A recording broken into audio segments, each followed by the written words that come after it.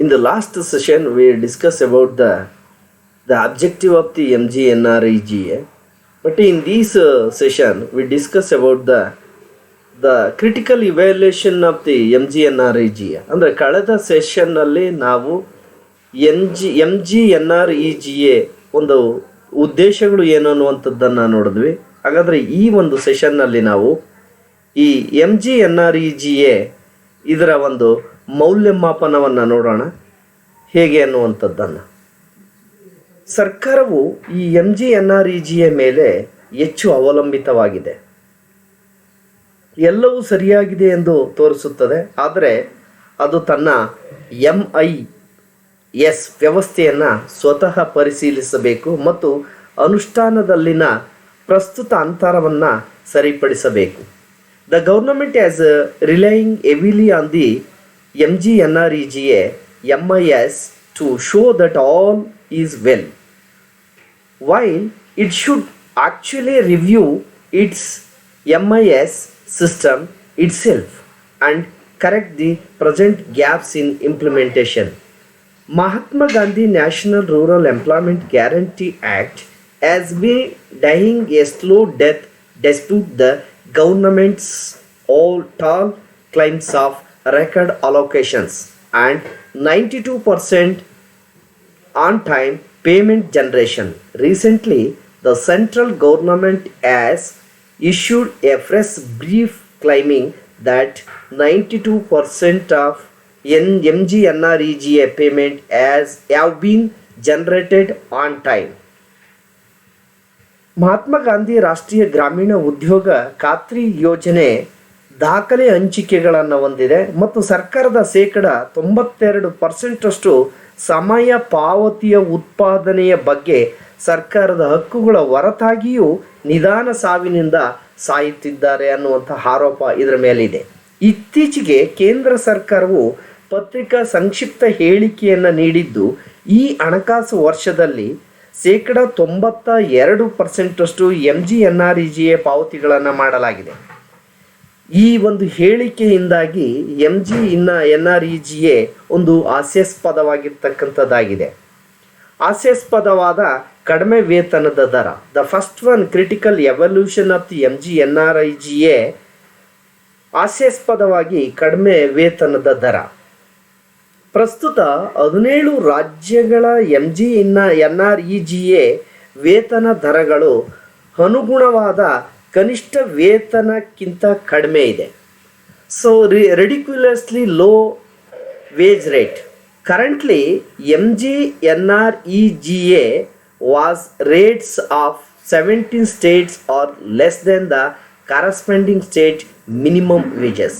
Various judgments have upheld that the MGNREGA was a rate cannot be less than the minimum agriculture wage rate of the state. ಅಂದರೆ ಈ MGNREGA ನಿಗದಿ ಮಾಡಿರ್ತಕ್ಕಂಥ ವೇತನ ದರ ಏನಿದೆ ಅದು ಸುಮಾರು 17 ರಾಜ್ಯಗಳಿಗೆ ಹೋಲಿಕೆ ಮಾಡಿದರೆ ಅತ್ಯಂತ ಕಡಿಮೆ ಇದೆ. ಅಂದರೆ ಅಗ್ರಿಕಲ್ಚರ್ ವೇಜ್ಗಿಂತನೂ ಕಡಿಮೆ ಇದೆ.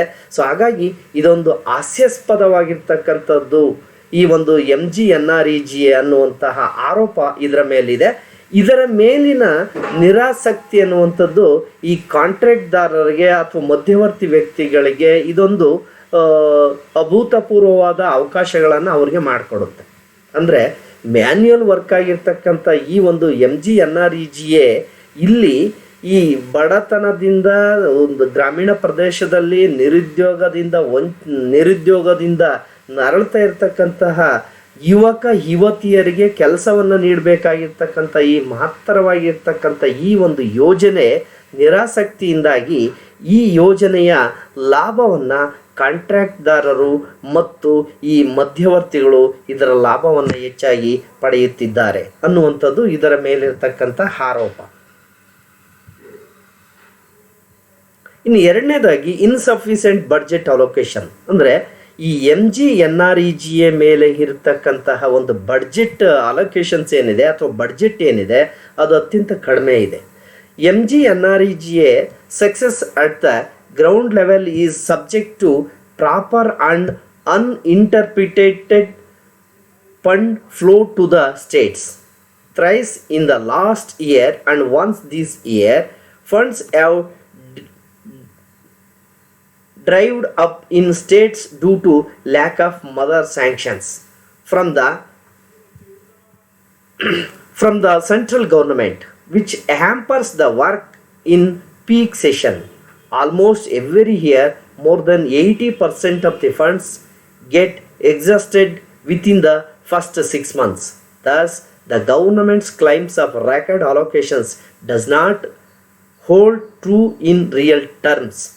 It has rather decreased, as pending liabilities of the last year are also included in the current budget. Moreover, the fund allocation is insufficient to ensure proper implementation on the ground. ಅಂದರೆ ಈ ಒಂದು MGNREGA fund allocations ಏನಿದೆ ಬಡ್ಜೆಟಲ್ಲಿ ಅದು ಅತ್ಯಂತ ಕನಿಷ್ಠ ಮಟ್ಟದ್ದಾಗಿದೆ ಅನ್ನುವಂಥದ್ದು ಇದರ ಮೇಲೆ ಇರ್ತಕ್ಕಂಥ ಆರೋಪ. ದ ಥರ್ಡ್ ಒನ್ ಏನು critical evaluation of the MGNREGA, rural employment delays. The Union Ministry of Rural Development considers as once the FTO fund transfer order is signed by the sanction signatory. However, delays take the place even the processing of the signed FTO, for which the Management Information System MIS does not calculate compensation, dispute the order of the Supreme Court and initiates an GO government order by the Union Ministry of Finance. No provisions has yet been worked out in the MIS for calculation of the full wage, delays and payment of compensation for the same. Hence, the government's claims of the 92% on time payment generation and misguided. Even a austere survey on ground will show that payment are regularly delayed. The fourth one, workers penalized for administrative lapses. The ministry withholds wage payment for workers of the states that do not meet administrative requirements within the stipulated time period. For instance, submission of the previous financial year's audited fund statements, utilization certificate, bank cancellations of the certificates, etc. There is no logical or legal explanation of this bizarre arrangement. It is behind any logic as to why workers would be penalized for administrative lapses. So fourth one, the banking puzzle. The rural banks are highly decapacitated in terms of staff and infrastructures. ಅಂದರೆ ಈ MGNREGA worker ಮಾಡಿರ್ತಕ್ಕಂಥ labourers ಏನಿದ್ದಾರೆ ಅವರು ಮಾಡಿರ್ತಕ್ಕಂಥ ಕೆಲಸದ ಹಣವನ್ನು ಪಡಿತಕ್ಕಂಥದ್ದು ಗ್ರಾಮೀಣ ಪ್ರದೇಶದಲ್ಲಿ ಅತ್ಯಂತ ಕಠಿಣದಾಯಕವಾಗಿರ್ತಕ್ಕಂಥ ವಿಚಾರ. The rural banks are highly decapacitated in terms of staff and infrastructures and thus always remain hugely crowded. ಗ್ರಾಮೀಣ ಪ್ರದೇಶದಲ್ಲಿ ಬ್ಯಾಂಕ್ಗಳಲ್ಲಿ ಕೆಲಸ ಮಾಡ್ತಕ್ಕಂಥ ವರ್ಕರ್ಗಳ ಸಂಖ್ಯೆ ಅತ್ಯಂತ ಕಡಿಮೆ ಇದೆ. ಸೊ ಹಾಗಾಗಿ ಆ ಬ್ಯಾಂಕುಗಳಿಗೆ ಅವರು ಮಾಡಿರ್ತಕ್ಕಂಥ ಕೂಲಿಯನ್ನು ಪಡೆಯೋದಕ್ಕೆ ಹೋದರೆ ಅಲ್ಲಿ ಯೂಸ್ ಕ್ರೌಡ್ ಆಫ್ ಪಾಪ್ಯುಲೇಷನ್ ಅನ್ನುವಂಥದ್ದು ಇರುತ್ತೆ. The workers normally have to visit the banks more than once to withdraw their wages.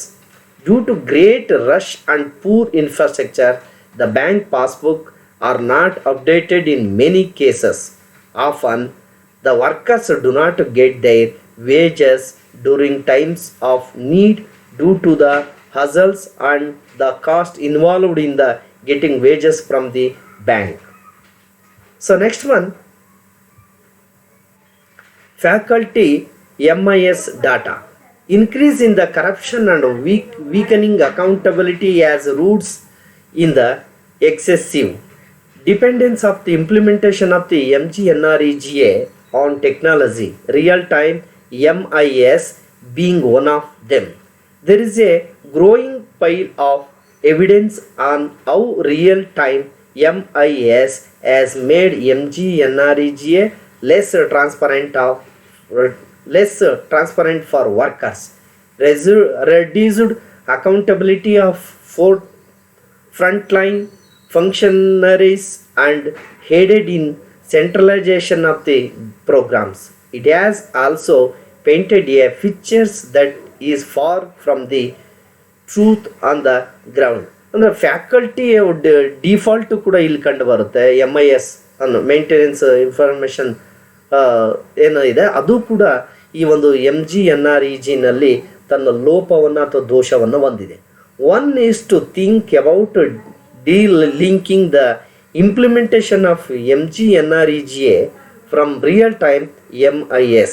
The data can be uploaded in MIS post-implementation. It can still be a transaction-based MIS. Non-payment of unemployment allowances. There are a huge number of unemployment allowances being shown in the MIS currently, but inaction from the central government in ensuring payment of the same has shown that the government wants to use the MIS as per its convenience and is not honoring its own database. The questions that arises is the need for such a real-time transaction based MIS while it is not used to upload the provisions of the act and better the implementation of process. Non-payment of the unemployment allowances, ಇದು ಕೂಡ ಇದರ ಮೇಲಿರ್ತಕ್ಕಂಥ ಒಂದು ಗಂಭೀರವಾಗಿರ್ತಕ್ಕಂಥ ಆರೋಪ. Next one, genuine job cards being deleted to meet 100% DBT.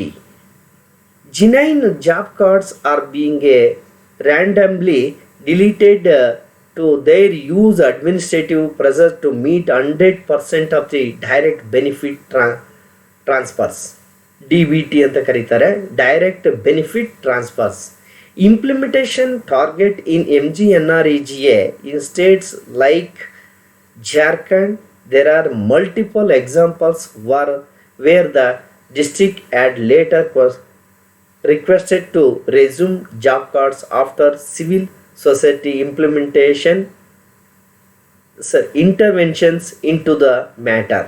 While the government has been boasting about Aadhaar based savings, the reality is that a huge number of genuine job cards and ration cards are getting deleted and genuine people have been deprived of their due entitlement. So next one, ಇದ್ರ ಮೇಲಿರ್ತಕ್ಕಂಥ ಮತ್ತೊಂದು ಆರೋಪ, MGNREGA ಅನ್ನುವಂಥದ್ದು ಸರಿಯಾದ ರೀತಿಯಲ್ಲಿ ಅಂದ್ಕೊಂಡಿದ್ದನ್ನು ಸಾಧಿಸಕ್ಕೆ ಆಗ್ತಾ ಇಲ್ಲ ಅನ್ನುವಂಥ ಆರೋಪ ಕೂಡ ಇದ್ರ ಮೇಲೆ, ಈ ಒಂದು ಕಾರ್ಯಕ್ರಮದ ಮೇಲೆ ಹಲವಾರು ಆರೋಪಗಳು ಇದೆ. So next one, too much centralization weakening level local governing. So a real-time MIS based implementation and centralized payment system has further left the representative of the Panchayat Raj institutions with literally no role in implementation, monitoring and grievances redress of the MGNREGA schemes. It has become a burden as they hardly have any power to resolve issues or make payment. The over centralization of the scheme has completely dispolitized the implementation of MGNREGA, and local accountabilities have been completely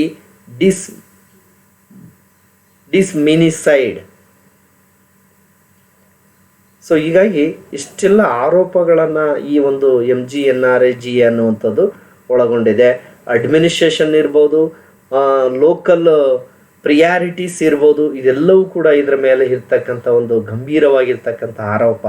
so ಅದರ ಜೊತೆಗೆ MGNREGA could be a tool establish decentralized governance, but with the administration almost detecting its implementation, it is literally a burden no for the people and especially for the local elected representatives. The governments always use the button up people's planning strategy to gain political mileage, but never honor local priorities while implementing the schemes. Further linking MGNREGA to constructions of Pradhana Mantri Awas Yojana, individual household toilets, Anganwadi centers and rural heads have been destroying the spirit of the program, and Gram Sabhas and Gram Panchayat plans are never honored. This is a blatant violation of the act as well. ಅಂದರೆ ಈ local ಆಗಿರ್ತಕ್ಕಂತಹ ಜನಪ್ರತಿನಿಧಿಗಳು, ಗ್ರಾಮ ಪಂಚಾಯಿತಿ ಅಧ್ಯಕ್ಷರಿರ್ಬೋದು, ಗ್ರಾಮ ಪಂಚಾಯಿತಿ ಮೆಂಬರ್ಗಳು ಇರ್ಬೋದು, ಇವರ ಒಂದು ಆಡಳಿತದ ಹಸ್ತಕ್ಷೇಪ ಅನ್ನುವಂಥದ್ದು ಇದರಲ್ಲಿ ಎದ್ದು ಕಾಣುತ್ತದೆ ಅನ್ನುವಂಥದ್ದು ಇದರ ಮೇಲಿರ್ತಕ್ಕಂಥ ಮತ್ತೊಂದು ಆರೋಪ. The government has relying heavily on the MGNREGA MIS to show that all is well ಅನ್ನುವಂಥದ್ದು ಇದರ ಮೇಲೆ ಇರ್ತಕ್ಕಂತಹ ಒಂದು ಆರೋಪ. ಸೊ ಹಾಗಾಗಿ ಇಷ್ಟೆಲ್ಲ ಆರೋಪಗಳನ್ನು ಒತ್ತಿರ್ತಕ್ಕಂಥದ್ದಾಗಿದ್ದರೂ ಕೂಡ ಭಾರತದ ಒಂದು ಅತ್ಯುನ್ನತವಾಗಿರ್ತಕ್ಕಂಥ ಉದ್ಯೋಗ ಆಧಾರಿತವಾಗಿರ್ತಕ್ಕಂಥ ಕಾರ್ಯಕ್ರಮ MGNREGA ಅನ್ನುವಂಥದ್ದನ್ನು ನಾವು ತುಂಬ